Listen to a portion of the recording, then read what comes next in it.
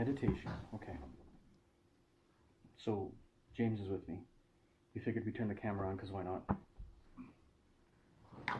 My dog's here too. Okay. So you want to go over like the whole deal of meditation? Well, like a review sort of thing? I guess that raises the question of what do you mean by the whole deal? Is that like the purpose of meditation, or? Well, what do you want to talk about?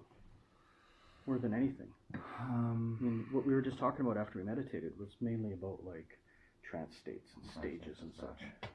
I guess maybe it would be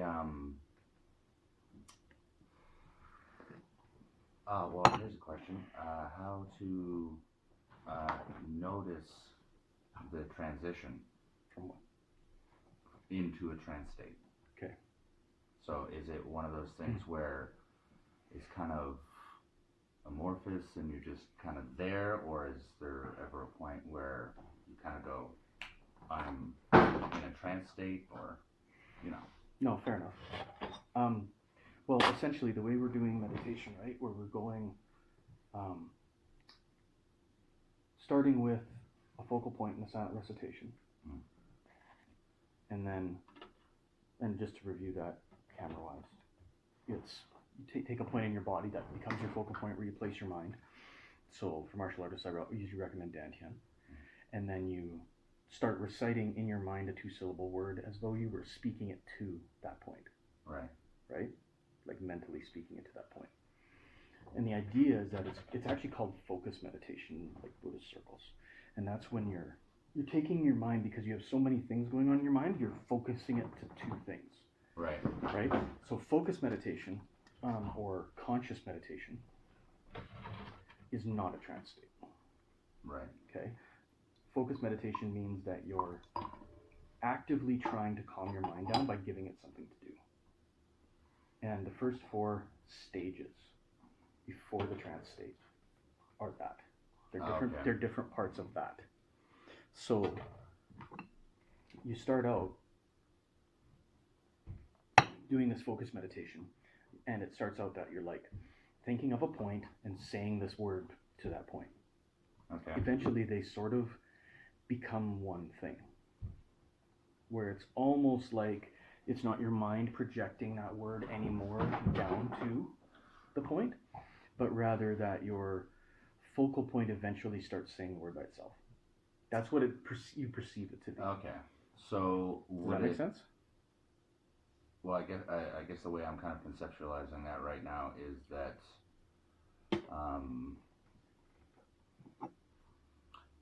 would a way to put it be almost like when you're doing the conscious focusing, is like you're imbuing that into that focal point? Yeah, that's the way to see it, sure. I mean, whatever floats your boat at that point, right? Because you're just trying to get your mind to shut the hell up. Right. So if it gives you more relief from the monkey mind by having more intent, like I'm imbuing this point with this thing, yeah, go for it. I mean, it's not like you're going to do something weird and metaphysical and screw yourself up. Yeah. Right? And then what'll happen is generally you'll find your focal point is sort of saying the word to you, or saying the word on its own. And then eventually you should be able to just sit with that with less and less and less thoughts. Right. Okay? So once you've got that, then you look for the release of the word. Okay. So once I'm doing my meditation, this is a period of like hours I'm talking about right now. Yeah. Like over days and days or months or whatever, right? Yeah. But then eventually what should happen is you should be like, it's really easy for me to sit and listen to my focal point. So then that means I can move past that, right? I should be able to, can you give him his ball? I think it's under the chair. You should be able to move past that eventually and let go of the word until you just have this like spot where you put your mind. Yeah. Right? That's one-pointedness. And that essentially is going through the first 4 absorptions of Buddhist training in meditation. But if we look at it from the standpoint, well, first we'll do it from the standpoint of like long-term training first. Once you get to that place where you can be totally one-pointed, right? And I mean, totally one-pointed, this isn't like you're totally one-pointed for 20 minutes. I don't know if anybody pulls that off. Is it? But like, if you can like be one-pointed kind of for, even for a brief time, Yeah. like my teacher said, if you could do 5 minutes, you're like Buddha. Like Yeah. you're really on it, right? Yeah. So if you can sit there in that place for a while, you're doing really well. And it's still conscious meditation, right? Because you've placed your mind somewhere. Right. You've consciously done this thing. So that's a focused meditation style. Now, trance methods start from there. Okay. And in order to get the most out of a trance, benefits-wise, you have to have enough mind power to sustain the trance. Right. So what that means is like, if I practice something, I get better at it, I sustain it longer. Like I've been doing planking, right? Right, So yeah. when I started planking, like say, I don't know what it was, 30 seconds sucked, right? It was really hard to stay for 30 seconds. Yeah. But as those 30-second intervals added up into minutes, suddenly a minute wasn't so bad. Yeah. Suddenly 2 minutes wasn't so bad, Yeah. right? It's the exact same with the mind. So if I constantly practice my focus meditation and I get to that one-pointed state and I do it over and over and over, I'll keep getting better at it. The one-pointed state will last longer and longer and longer. Right. Right? Without breaking concentration. That is essentially like putting money in a bank account. So my teacher called it mind power. Right. So you're depositing mind power in this account. Pardon me. And as you have more and more and more in your account, you can spend that mind power on achieving trances. Right. Does that make sense? Yeah. So when you were talking about how, you know, when what is it? I can't remember the name of it. Which one? It was. I feel like it started with a B. Vipassana? Yes. Yeah. So that was the one that kind of like eats up It's one of them. a lot of that. It eats up your bank account. Power. Yeah. Yeah. Because it's not easy to do. Right. Right? I mean, the way Longpor described mind power was like, if you're taking a test in school or you're studying, you're burning mind power. Right. Because you've focused yourself on this thing for possibly a long period of time, right? So that's why you're burning that mind power, is to achieve that thing. Right. So the trance states are like that too. I'm going to use that power of my mind up, if you will, in order to achieve that trance state and stay in it. So let's look at it from a different perspective of time though now. In a single meditation session, like we just did 20 minutes, it generally takes people, on average, 15 minutes to make a trance state. Right. Okay? So that's 15 minutes of doing focused meditation, depositing into the bank account. Okay, yeah. And then maybe the last 5 minutes, you get into the stuff you were talking about, Right. where maybe you'll experience phenomena, meaning like you see visualizations in your mind, or you hear voices, or like all kinds of weird shit can start to happen, right? That's a manifestation of like getting towards trance states. You've calmed yourself down to the point where your mind has relaxed, we'll say. Yeah. And it starts to kind of play in a very different way. Right. So is it almost like moving towards a trance state is, I don't know, creating a space where your mind can actually just kind of let go of things? Yeah, basically, in many ways, right? Like as opposed to, you know, for instance, if I'm thinking about, I gotta update my passport or whatever. Yeah, that's not letting go. Having that pop through, that's those thoughts that just kind of, you go, okay, moving on, and that kind of thing. Whereas that kind of in-between space it's not a thought necessarily that you're having. I'm not quite sure what you mean by that in-between space there. In between the thoughts that is that what you're talking about? As like one floats by and then you're in this space again? As opposed to having like a specific thought of, I have to get my dry cleaning tomorrow, is... No, dry cleaning? Yeah. Oh, I see. No. It was an example. I'm not classy enough for that. Also, I'm cheap. But yeah, so as opposed to having like a specific thought, there's a no thought. There's a place of nothing. Yeah, where it's like, the mind isn't grasping onto anything. That's where the trance states start. Okay. Yeah, and that's where you have different directions you can sort of go. So go ahead. No, I was just gonna say. So would that be maybe a better way to put it? Instead of saying that the mind lets go, it's just that the mind isn't holding on to anything. Yeah, that's Which good. I mean, that sounds like I'm just saying the opposite But of what I'm saying. But no, I know what you're saying. It's not really the opposite. Yeah. Yeah. When you get to the one pointed state, if you continue to meditate in that spot, you'll generally dip into a trance. Everybody's been in trances. Yeah. Everybody. Like if you're driving somewhere and you suddenly sort of wake up, like, oh wow, I've been driving for an hour. That was a trance. Yeah, and you're just kind of at your destination. How did I get here and not kill myself, right? Yeah. That's considered like a trance state. The meditative trance states, there's lots of them. Lots of different variants of them, right? And you can train yourself to get into them. But, okay, so basically the Vipassana thing. Vipassana is taking your mind, pulling it into that space, and then observing. Okay. So this is where it gets weird, right? There's like the mind. Yeah. So we're going to say this is me. I am meditating, right? I was focusing on my focal point, and I was saying a word, but now I've gotten to the place where my word's kind of disappearing, and eventually you get to the place where your focal point sort of disappears, and you get into this empty space where everything's been let go of. Yeah. Okay. We'll call this the conscious mind, maybe. There's another part of you that watches you do stuff. Right. You know what I mean? Yeah. Like if you've ever done something stupid when you're drunk. Yeah. Do you know what I mean? There's like that part of you that's like, oh yeah? Is that what we're doing? I feel like I don't have my other notes here. That's called the observer mind. Is that the difference then between like the hun, like the true self? Yes. Watching the acquired self. Yeah. Exactly.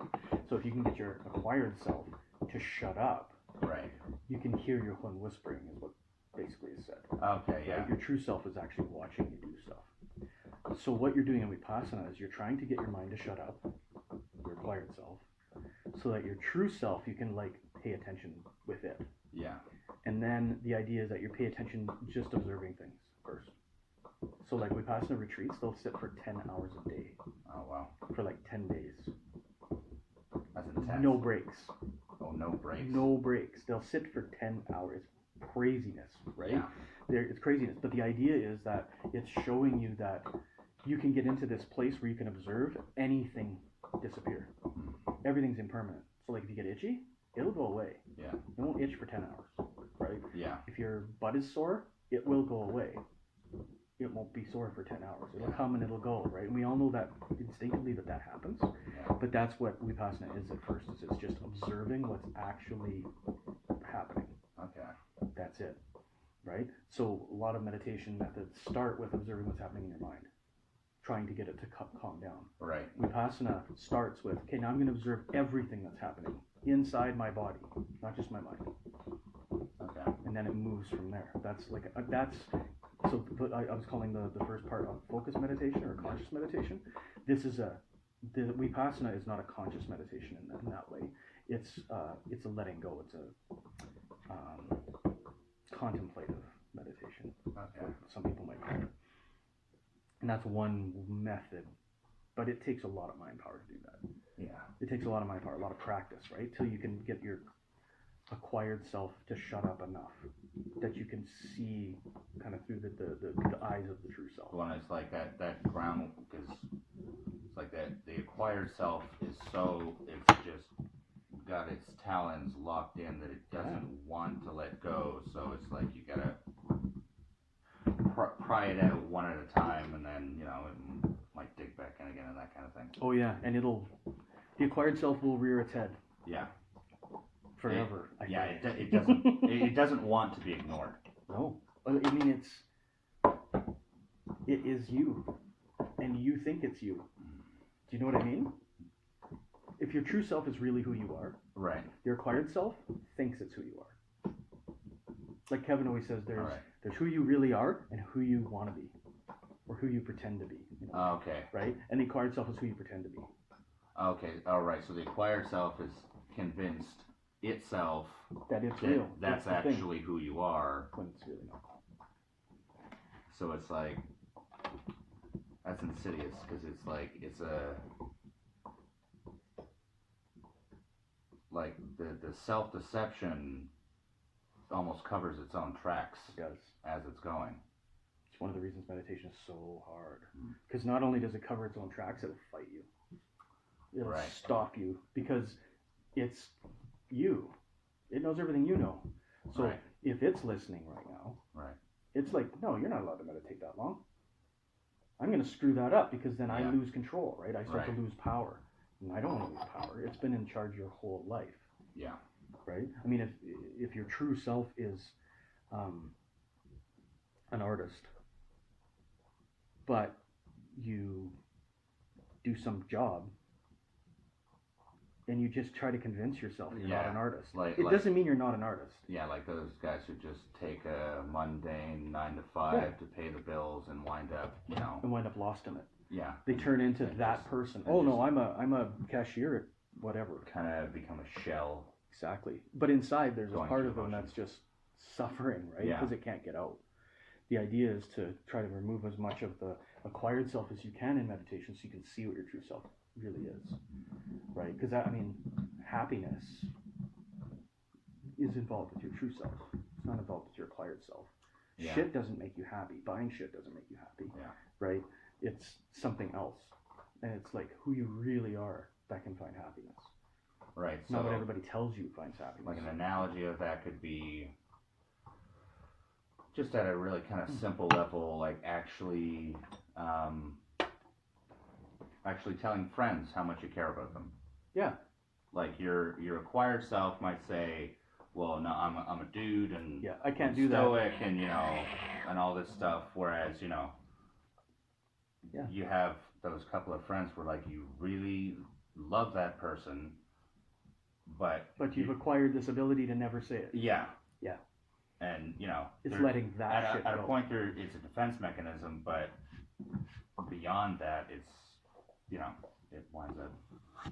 Well, I mean, I don't know, becoming a snake eating his own tail. Yeah, I mean, it slowly changes who you are. You turn into your acquired self, forget who you really are. Yeah. Right. I mean, you hear about this in cliches constantly. Things like nobody wishes they would have spent more time at work on their deathbed. Stuff like that. Yeah. Well, why? Because their work isn't their true self. Yeah. Maybe that person was a mother or a father, and that was their true self. Like that's what they were meant to be, right? But instead, they spent 80% of their life doing something they didn't want to do. Yeah. And I mean, sure, we're all in that position to some degree or another, but everybody's got bills. Everybody's got shit to do, yeah.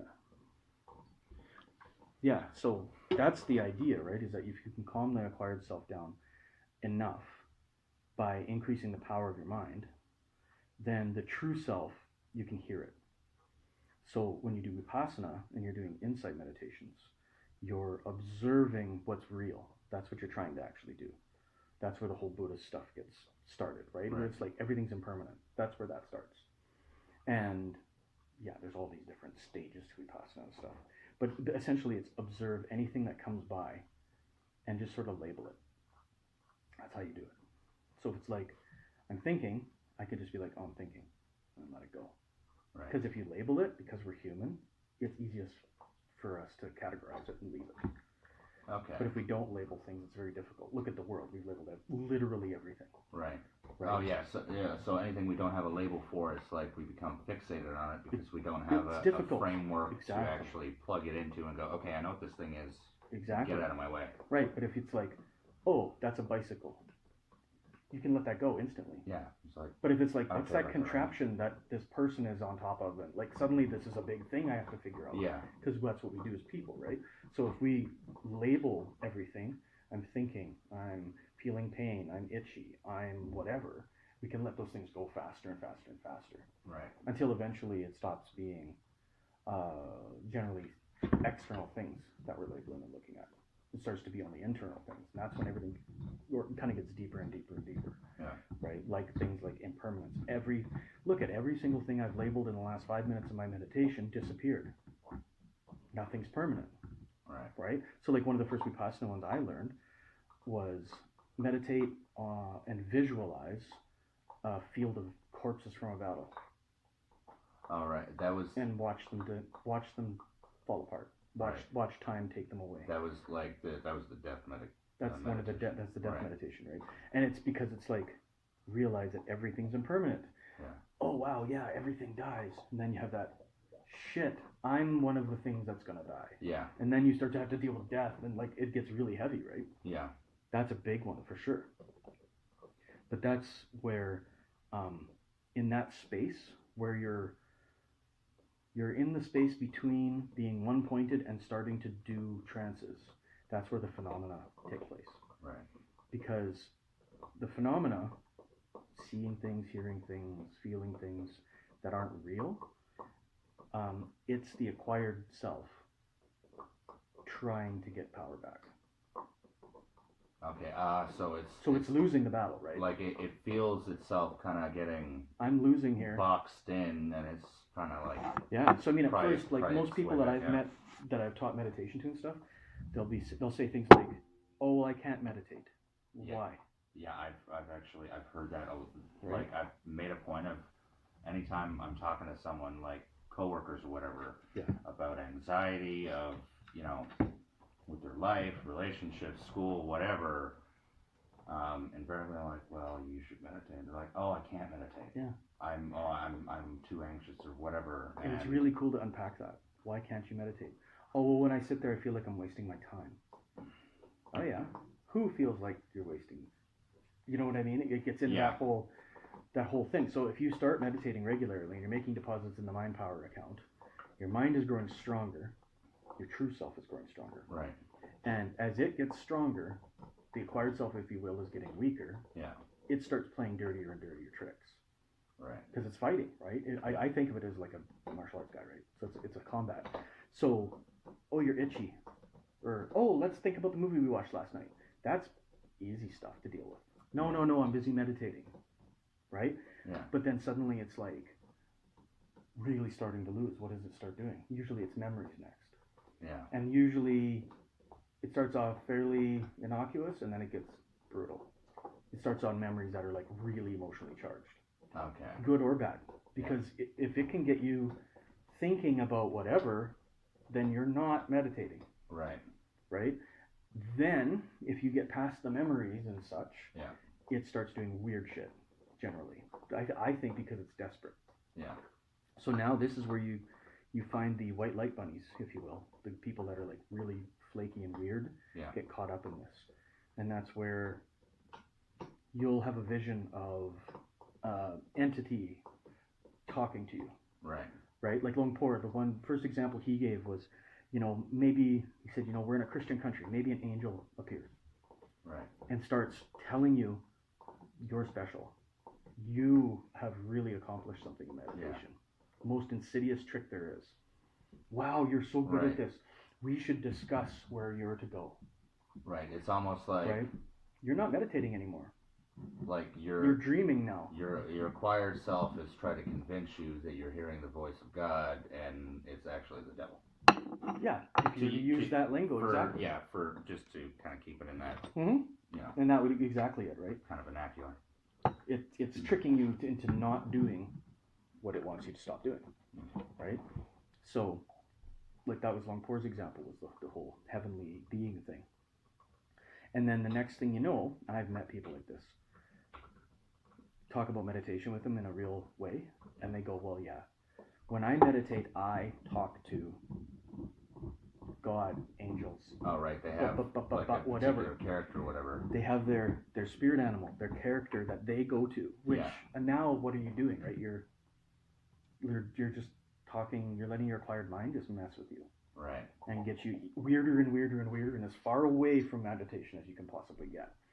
Well, yeah, because I guess if you've then convinced yourself that was the thing that you're looking for, why would you go anywhere else, right? Like I found the thing.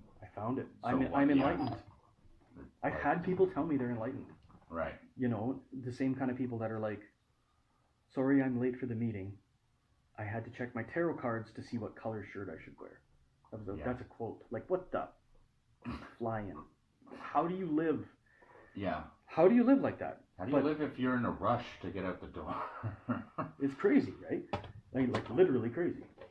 So I mean, the acquired self is incredibly insidious. I mean, that's why if you go through all the Buddhist stuff, you start looking at, but there's all these lists, and that's why. It's all these pitfalls you should watch for.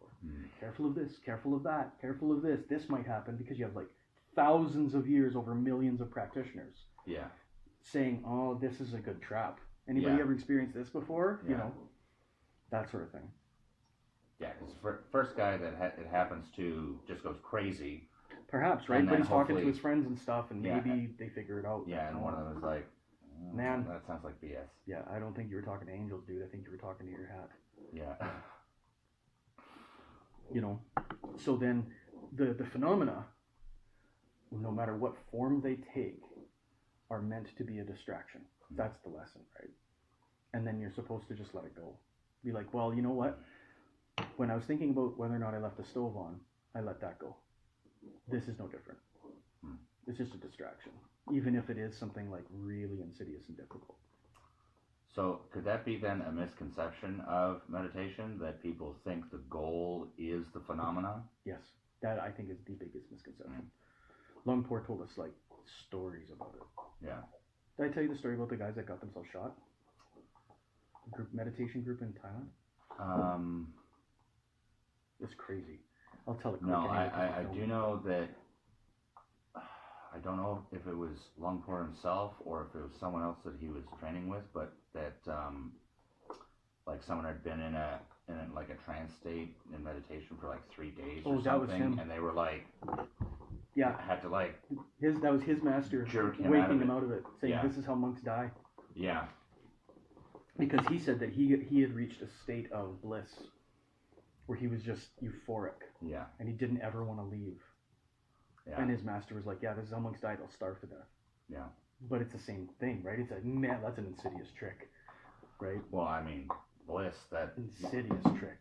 Yeah. that's, I mean, bliss isn't reality. yeah, So, you know, you got to stay grounded all the time. It's not Yeah. reality. So what am I doing here? And like that group in Thailand he told us about, they were doing lots of meditation and they were doing impermanent stuff to the point where they were like, well, really nothing is permanent, including me. I shouldn't hold on to my body. And they hired a guy from the army to come kill them all. oh yeah, Yeah, it was in the papers and stuff. Super screwed up. yeah, But that just shows you how insidious that mind gets, right? So then you've got all this phenomena, and everybody thinks that that's the point, and they miss the forest for the trees. Because really, it's more of a sign that things are going well, right, right? Yeah, well, man, my mind, I'm getting a lot of resistance to what I'm doing. That's good, but I got to keep doing it. yeah. I got to stay on my track, right? That's really important. Really important. I'm done with tea, I think. Oh, Yeah. This is our 5th round or something, 6th round.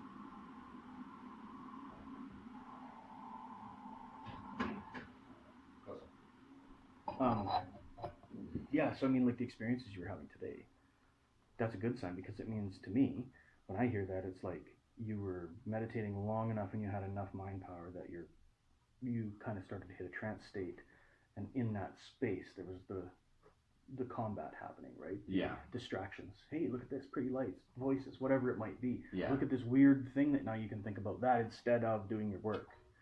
Well, yeah, and it's like, if I'm thinking about it now, like the image of an eye opening, it makes, now that I'm thinking of that in terms of distraction, that's a really good distraction because humans are drawn to eye contact.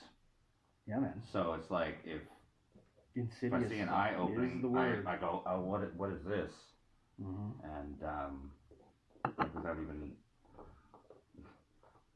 it's like a distraction that has somehow convinced you that it's not a distraction, which kind of Same makes in, sense. but in martial arts we do it all the time, right? Yeah. We'll throw something that appears really dangerous at an opponent, so they are drawn to that, so we can kill them a different way. Right. It's no different. It's just your mind doing it to yourself, right? The acquired and the true self kind of combating, sparring, whatever, however you want to look at it, right?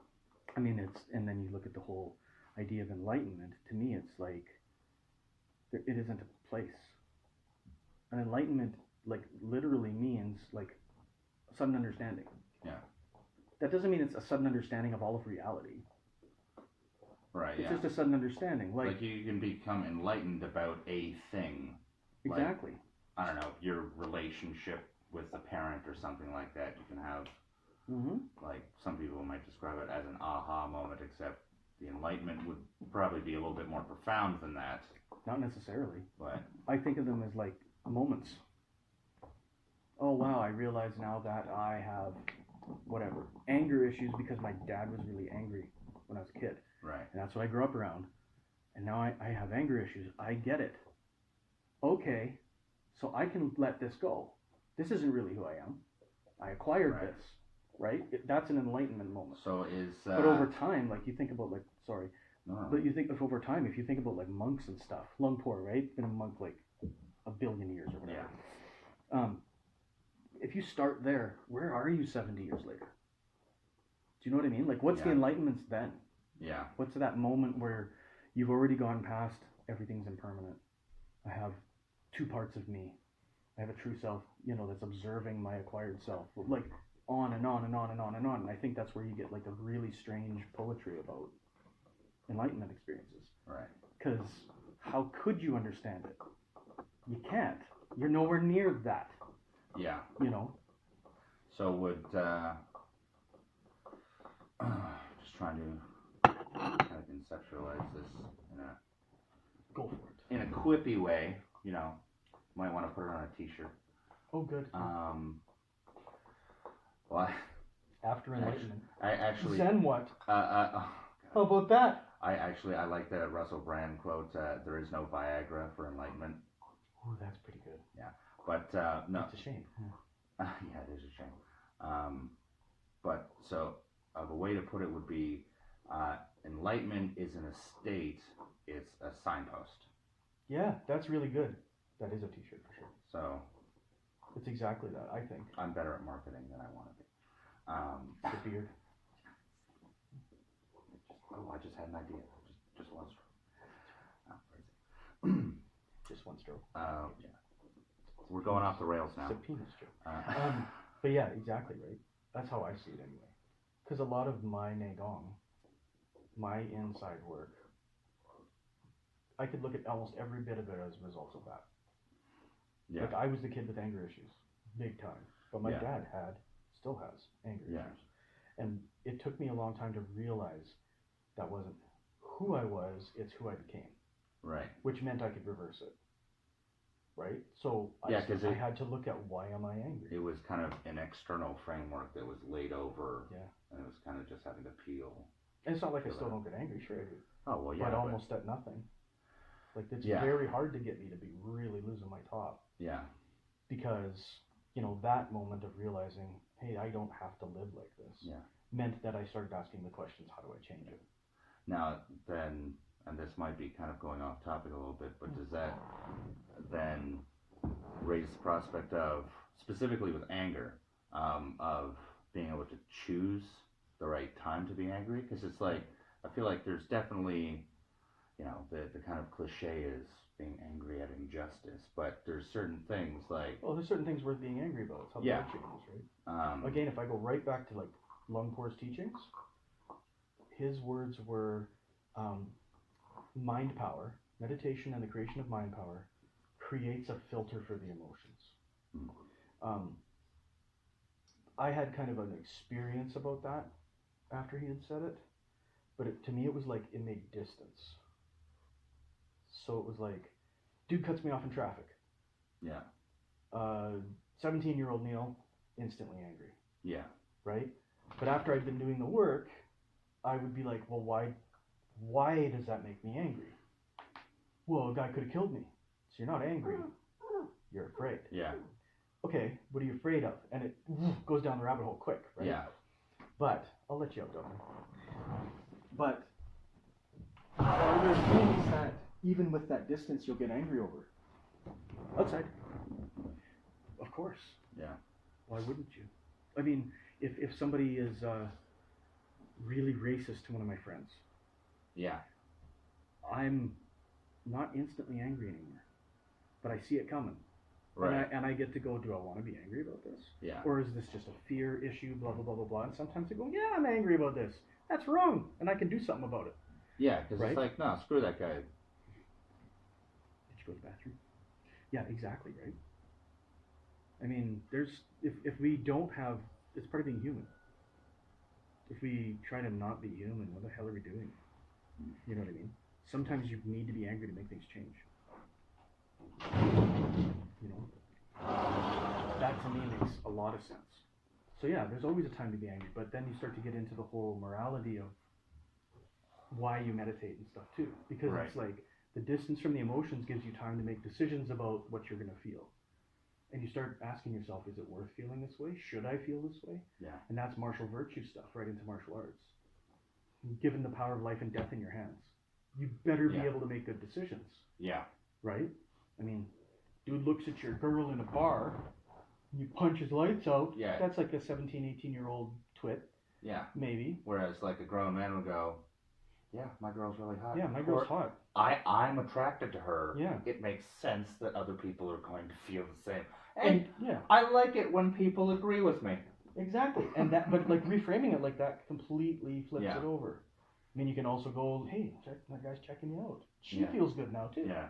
right? I mean, if you don't have distance, though, you can't do that. Yeah. And everything, you can look at it from that kind of, the Buddhists call it detached, right? Not being attached to things. But it doesn't mean not feeling things.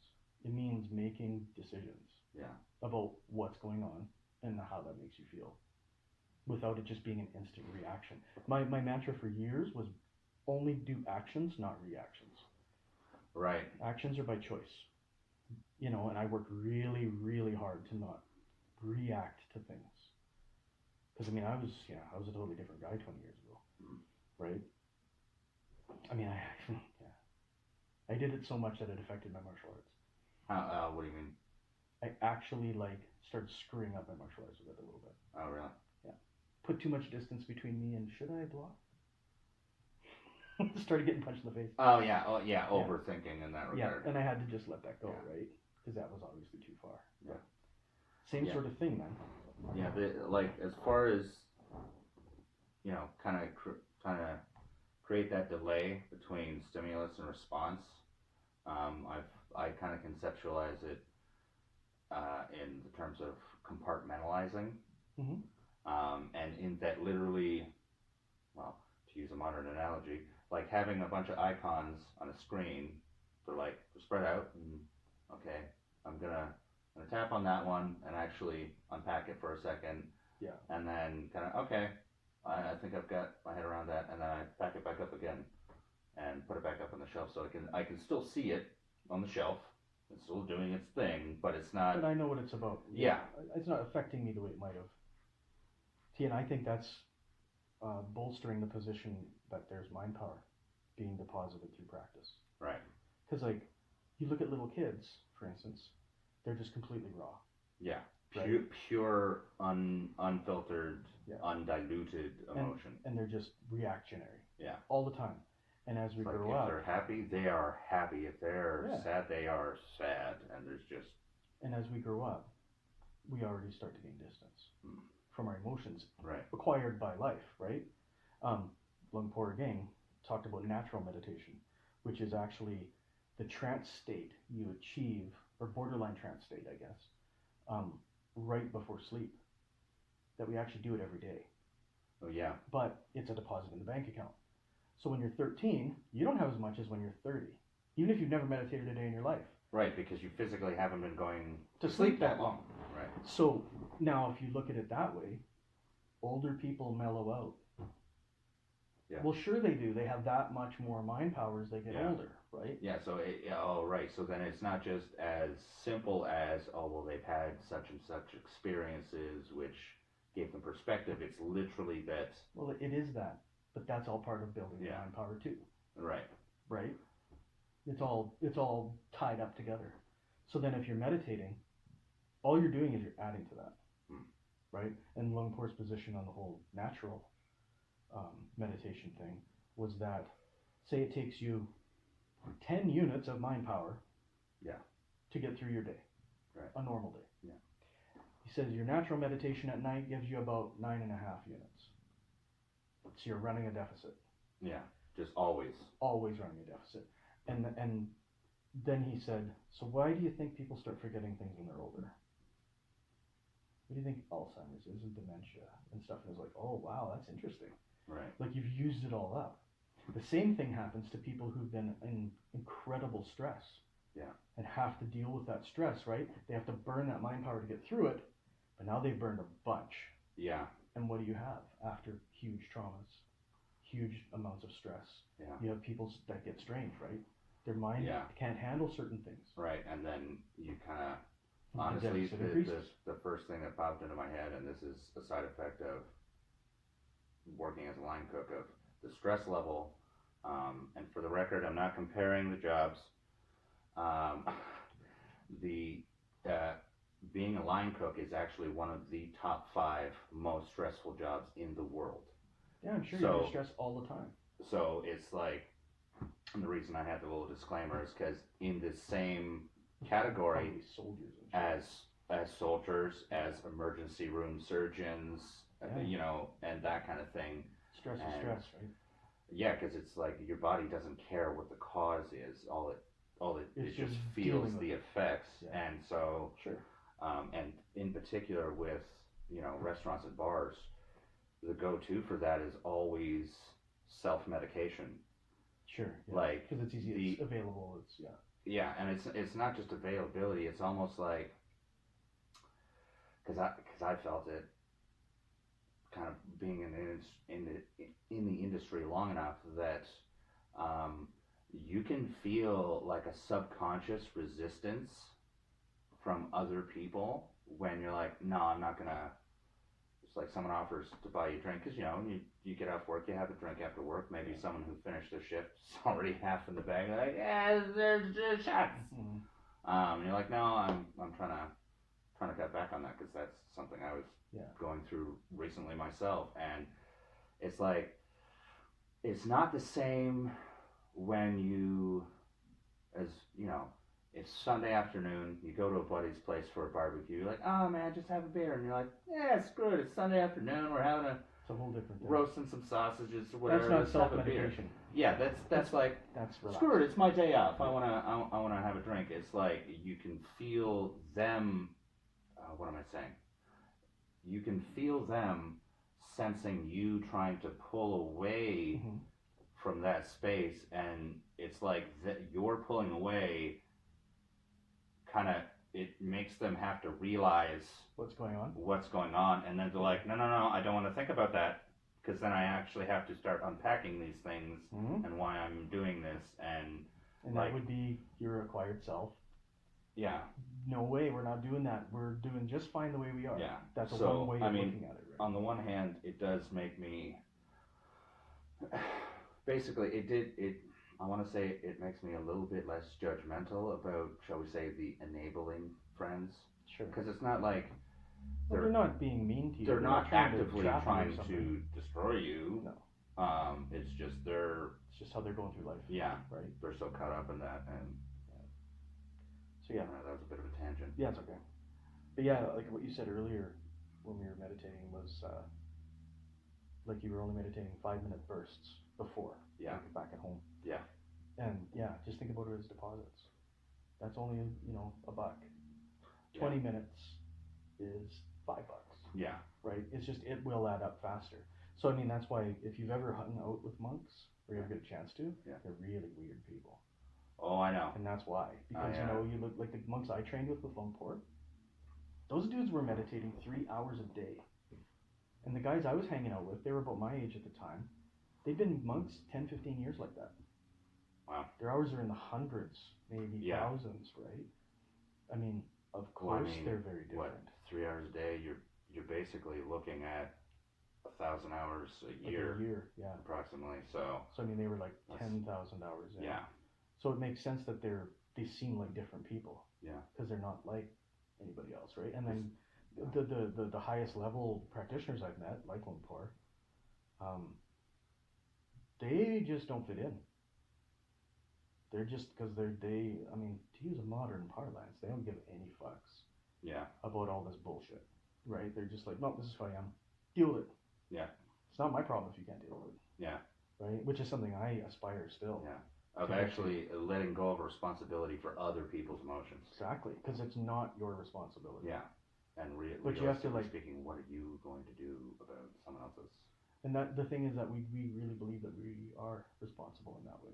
Yeah. And we are. Like, I mean, they react to us or whatever, but Well, yeah, I mean, you're only responsible for yourself you and can your be, thoughts and your emotions. Right? malicious or benevolent, and that Yeah. will impact on Mm-hmm. a person. So, But making everything choice changes everything. Mm. Because, I mean, I've met people that I would say are malevolent, and it's not even by choice. That's just what they've turned into because of the situation they've been in, yeah, right? It's not like some kind of conscious decision. yeah, I feel like you see that a lot in It's just a weak in mind. like a workplace. Sure. In that it's just, I don't know, I guess it would be a better way to put it, would be it's easier to notice there because you're going to be all twisted up about other stuff if it's like something in your family. Mm-hmm. But in a workplace, it's like you can see that a person is ostensibly an earnest person, but you, like, based on how they behave and stuff, you can be like, okay, they don't even realize that they're like trying to manipulate people and it's just patterns that they stuff. acquired, right? Because I mean, the reason we acquire patterns of behavior is because we've had results with them. My dad, right, is huge. He's like, over 6 feet tall. He's been a great big guy his whole life. Yeah. With super anger issues. Yeah. Well, what happened when Dad got angry at anybody? They just did whatever he wanted. Yeah. They were afraid of him or whatever, right? Yeah. So I mean, that reinforces the pattern of behavior until that's the only way to behave. Yeah. Why would you change that? It's worked my whole life, 10 years, 20 years, 50 years, whatever, right? So it makes sense. I mean, Nagong, unpacking your own shit is painful. Because you start seeing patterns in your behavior that you really wish weren't there. Yeah. And you realize, you've injured people before or whatever because of this pattern of behavior that you really regret. But there's nothing you can do about it in the past. So you got to just start changing it. You got to work on it to change it, right? Or you just ignore it. And that's what most people do because meditation's hard, like really hard. Nagong's hard. Yeah. Unpacking your own shit is like the most painful thing I think in the world. Because you have to look at yourself and go, right into the dark corners where you try to hide everything. Yeah. And you have to look at it. You have to go in there and look at what's up. Why do you feel this way? Why do you act that way? Why do you think that way? And if you don't have a strong enough mind that you've trained ready to, enough to do it, doesn't necessarily mean meditation. It could mean, all kinds of introspection. There's lots of practices. But if you don't have the ability to do that, you can't do it. Mm. You're going to be busy avoiding it all the time. It's simple as that. Enlightenment is hidden in the darkest recesses, right? That's where we actually learn things about ourselves. It's not easy. You want to learn how you feel about anything difficult, you have to bring up difficult conversations, even if it's just with yourself. I mean, that's one of the reasons I like talking about this stuff. I love talking about things like death because it is something that people just recoil at. Oh, yeah. And it's like, yeah, okay, now that you've recoiled at it, isn't that interesting that you recoiled at it? Yeah. But most people are like, yeah, no, let's go drink beer. Yeah, they're still Right. hung up on the, I had to go to my uncle's funeral last year, and they're like, Celebrating. no, just no. Yeah. Having anniversaries of people's deaths. We talked about that the other day. Yeah. Same sort of thing, right? Why can't you let that go? It's in the past. Past isn't real. Blah, blah, blah. But that's a whole other conversation. Oh, yeah. I don't know. Do you feel like you got anything out of this? Yeah. meditation wise. It's good. Yeah, keep practicing. Do like 20 minutes a day though. Don't do No, I think it's fun enough. it. I'm definitely feeling a difference from the last time when I was here with Dan, because it definitely, maybe it was just the difference of literally the length of time. The 10 minutes, I was still, by the 8-minute mark, I'm still noticing the fact that my foot's kind of falling asleep or whatever, but kind of getting the point of pushing past all the noise. Makes a big difference. And you it's do like, get used to it. Yeah. But 20 minutes now isn't a big deal for you. Well, and actually something that I've kind of been trying to work on this time, because somehow one of the things that easily distracted me was basically if my posture was bad while I was doing it, and as far as the kind of borrowing from the martial context of using the concept of attaching by way to the ceiling, so it's not that I'm like you're not reaching, you're hanging forcing on the top. my back to stay straight, so I'm meditating. It's just that, I don't know, trying to keep that alignment but let the tension go so that I don't have those muscles firing off or whatever. Yeah, it's all part of it. It's all part of it. That's why the beginning of meditation is always training posture and breathing. Yeah. Because it's like these are going to be hard distractions to get by otherwise. Well, and that was actually one of the issues I'm turning that off. I had first time. Bye.